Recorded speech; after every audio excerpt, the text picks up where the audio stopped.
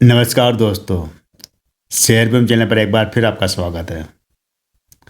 दोस्तों, मेरे व्यूअर ने एक अच्छी जानकारी मांगी साउथ इंडियन बैंक के ऊपर। उन्होंने इसमें इन्वेस्टमेंट किया हुआ है। 31 रुपये पे इन्वेस्टमेंट किया है और अभी 30 रुपये प्राइस चल रही है। 31 या 32 पे किया होगा उन्होंने और करीब 950 शेयर उन्होंने खरीदे हैं। तो वो जानना चाहते हैं कि इसमें होल्ड रखें या निकल जाएं या क्या करें, क्योंकि इसका अगर चार्ट में देखते हैं, चार्ट में एक 35 रुपये इसका हाई रहा अब तक का, 35 रुपये हाई दिखाता ही है और लो रहा है इसका। पूरे चार्ट अगर लो देखो लाइफ टाइम को तो वो 90 पैसे का रहा है। कभी ये शेयर ऊपर निकला ही नहीं 35 रुपये के ऊपर। तो वो जानना चाहते हैं इसमें क्या करें। हालांकि 30 रुपये का शेयर खरीद के 35 रुपये में बेचेंगे तो भी प्रॉफिट तो होगा, 5-10% तो प्रॉफिट हो जाएगा, 10-15% का। लेकिन ये है कि जो बैंक है तो एक बहुत धीरे चढ़ने वाला बैंक है। करीब करीब 100 साल होने आ गए, 95 साल हो चुके बैंक को और 95 साल के बाद भी शेयर की प्राइस इतनी कम है। तो सोचने वाली बात बनती है कि ऐसे बैंकों में पैसा रखा जाए, मतलब बैंकों में कि शेयर में पैसा डाला जाए या नहीं। ये बहुत होते हैं 95 साल 100 साल बहुत होते हैं बैंकों को आगे बढ़ने के लिए। अगर हम इसकी लिस्टिंग से अगर देखते हैं, जो कि 98 में लिस्ट होता है शेयर, तो वहाँ से भी करीब करीब 26 साल हो चुके हैं। 26 साल के बाद भी शेयर की प्राइस 30 रुपये ही है। तो आज इसीलिए मैंने ये वीडियो बनाया, पूरी जानकारी लेकर आया कि इस बैंक का क्यों इसका शेयर चढ़ने रहा और क्या वजह रही है। तो इसकी जो शेयर की प्राइस 30 रुपये है, मार्केट कैप 7,900 करोड़ का है।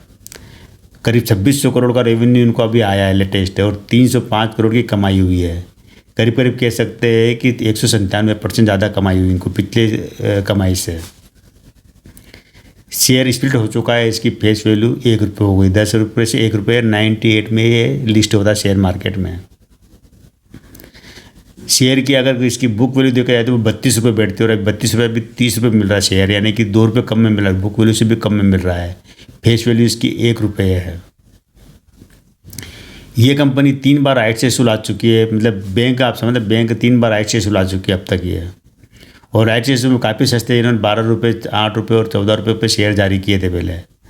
3 बार राइट से सुलझा चुकी है ये, और अब लेटेस्ट अभी 2023 में जो लाए थे।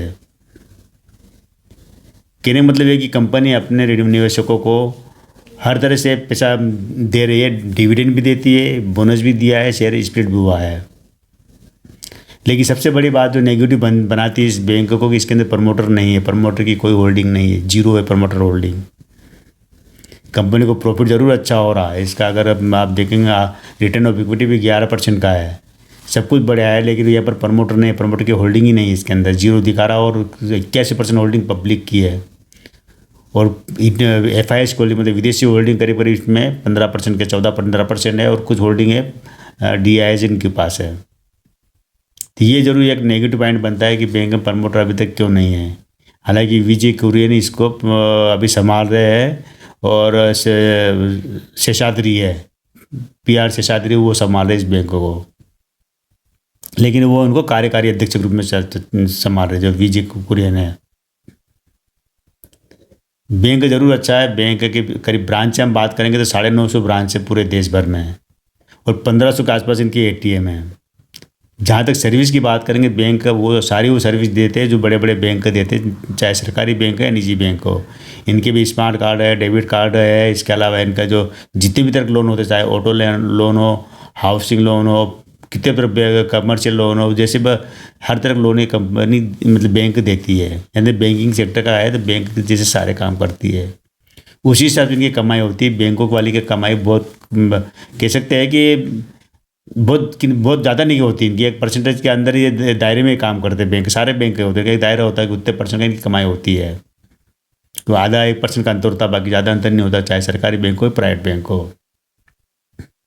लेकिन ये बैंक है करीब 95 साल हो चुके हैं, और 95 साल में इसने बहुत ऊपर नीचे चढ़ाव काफ़ी देखे इस बैंक ने। तो अब हम आ जाते हैं इसकी इतिहास के ऊपर, कि इतिहास भी शानदार रहा है इसका। 1928 में करीब करीब 20-30 ऐसे व्यापारी थे जो कि जिनको अपने बिजनेस के लिए लोन लेना पड़ता था, किनसे, धन्ना सेठों से, जो उस समय जो साहूकार लोगों से जो पैसा ब्याज पर देते उनसे लेना पड़ता, लेकिन वो ब्याज बहुत ज़्यादा होता था। तो ऐसे में क्या था कि 20-25 जो व्यापारी थे उन्होंने खुद मिलकर एक बैंक की स्थापना कर ली थी। ये केरल की त्रिशूर से, वहाँ से स्थापना की थी इन्होंने। और व्यापारी अपना पैसा जमा करते थे, बाद में और व्यापारी जुड़ते गए इसके साथ में। तो 20-20, 25-25 हज़ार रुपये मिलाकर उन बैंक की स्थापना की थी, और जिसको ज़रूरत पड़ते थे व्यापारी को पैसे की, उस पैसा व्यापारी को मिल जाता था और वो वापस ब्याज सहित में आ जाता था, लेकिन बहुत कम ब्याज लगता था, क्योंकि व्यापारी का खुद का बैंक था, अपना ही बैंक था उनका। बैंक ठीक ठाक चला, सब कुछ बढ़िया चला। ये करीब 10 साल तक बैंक ही व्यापारिक बैंक रहा। यहाँ पर पब्लिक के लिए कोई जगह नहीं थी, मतलब आम आदमी के लिए नहीं था बैंक, व्यापारी के लिए था। लेकिन एक घटना घटी थी जब सेकंड वर्ल्ड वार हुआ था 42 में। उस समय कई हर जगह दंगाइयों ने आगजनी ज़बरदस्त की थी, तो उसमें व्यापारी, कई व्यापारियों को क्या था कि उद्योग धंधे ठप हो गए थे, आग के हवाले कर दिए गए थे। कई फैक्ट्रियाँ जल गई थी, कई गोदाम जल गए थे, किसी का घर जल गया था, किसी का, मतलब व्यापारी पूरी तरह सड़क पर आ चुके थे। उनके पास एक शरीर पर पहनने लायक ही कपड़े बचे थे। उस समय इस बैंक ने व्यापारी को काफ़ी मदद की थी, क्योंकि जो व्यापारी ने बैंक में जो पैसा रखा हुआ था वो पैसा सुरक्षित बच गया था। और वहीं वहीं से लगा कि बैंक को लगा कि अब हमें और व्यापारी को लगा अब इसके साथ हम पब्लिक को भी जोड़ना चाहिए। फिर ये बैंक में पब्लिक 1942 के बाद जब दंगे खत्म हुए, शांत हुए और माहौल 45 के आसपास, तो इसमें फिर पब्लिक के लिए खोला, मतलब आम आदमी इसके अंदर अपनी भागीदारी निभा सकता है, अपने पैसे जमा कर सकता है, निकाल सकता है।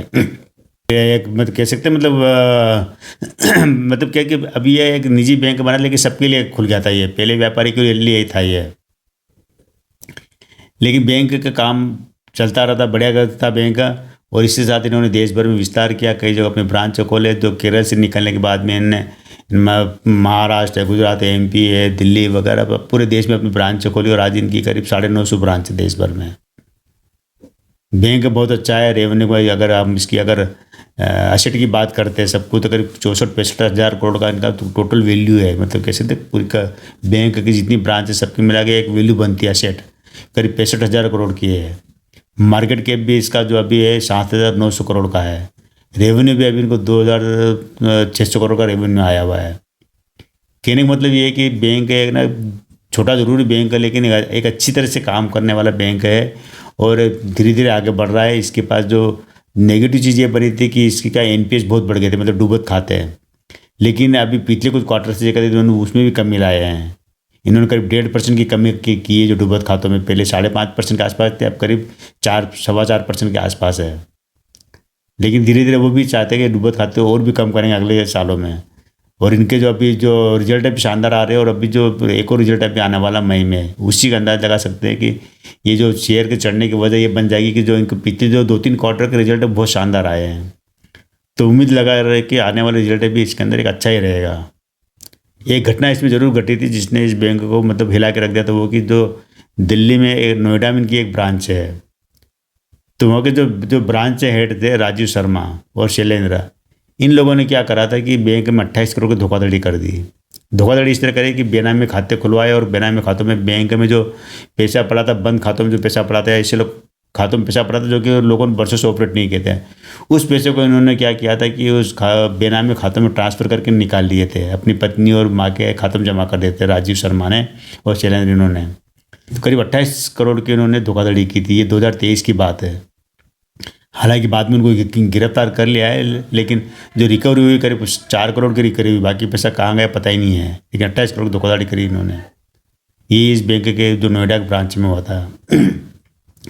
तो ये होता है कभी कभी कोई घटना घट जाती है बैंक में, तो वहाँ पर इस तरह के मामले बन जाते हैं और बैंक की छवि खराब होती है, लोगों का विश्वास डगमगाता भी है। तो ये जितनी जो सारी बैंक के साथ जैसे घटनाएं घटती वैसी घटनाएं इस मतलब बैंकिंग सेक्टर में रिस्की होता है। कह सकते हैं बैंकिंग सेक्टर ऐसा रिस्की, यहाँ पर लोगों का आम आदमी पैसा जमा होता है, लेकिन एक भी व्यापारी अगर पैसा डुबा देता है, जैसे PNB के साथ हुआ था, येस बैंक के साथ हुआ था, वहाँ भी ये होता है कि व्यापारी ने करोड़ों रुपये लेकर डुबा के नहीं जमा किए, वहाँ बैंक हिल जाता है और बैंक की छवि खराब हो जाती है। तो इसलिए बैंक की सेक्टर में अगर आप इन्वेस्टमेंट करते तो बहुत सोच समझ के करें। आपके पास पेशेंस होना चाहिए और अच्छी फंडामेंटल वाली बैंक में कर जाके, जिससे छोटी मोटी घटना है उसको ज़्यादा इफेक्ट नहीं डाले। आज जैसे PNB में देखो, येस बैंक में देखो, और भी करोड़ों रुपये के जो लोग पैसा लेके भाग गए, जमा ही नहीं किया, वापस लौटा ही नहीं रहे पैसा। लेकिन ठीक है, बैंक की स्थिति ठीक थी, बैंक संभल गए, लेकिन कभी कभी बैंक डूबने की नौबत भी आ जाती है। तो ये दोस्तों साउथ इंडियन बैंक है, इन्वेस्ट करना न करना आपकी मर्जी रहेगी। रिजल्ट आने वाला है इसका मई में, अगला रिजल्ट आने वाला 2 मई को आएगा। अगर रिजल्ट अच्छा रहता है तो ये शेयर वापस 30-35 रुपये तक निकल सकता है। या ख़राब रिजल्ट आया तो ये 25 रुपये तक भी जा सकता है, क्योंकि इसका हाई और लो खतरनाक गिर रहा है। मैंने बताया था ना कि आपको कि लाइफ टाइम में 1 रुपये से नीचे लो रहा है, और अभी 1 साल के अंदर तो करीब 12-14 रुपये का लो रहा है, और हाई 35 रुपये का ही है। लेकिन अगर आप स्प्लिट और इससे अगर कैलकुलेट करेंगे तो करीब करीब 1 शेयर 12 शेयर बन चुके हैं, जो बोनस और स्प्लिट से है। और 12 से अगर आप 30 को मल्टीप्लाई करें तो 360 रुपये बैठते हैं। तो कहीं कह सकते हैं कि आप ये जो 30 रुपये में शेयर खरीद रही 360 रुपये में खरीद रहे, न कि 30 रुपये में। तो आजकल दोस्तों इतना ही। कल फिर मिलते हैं मैं एक नए वीडियो के साथ, नई जानकारी के साथ। तब तक मेरे चैनल पे बने रहिए, शेयर कीजिए, सब्सक्राइब कीजिए।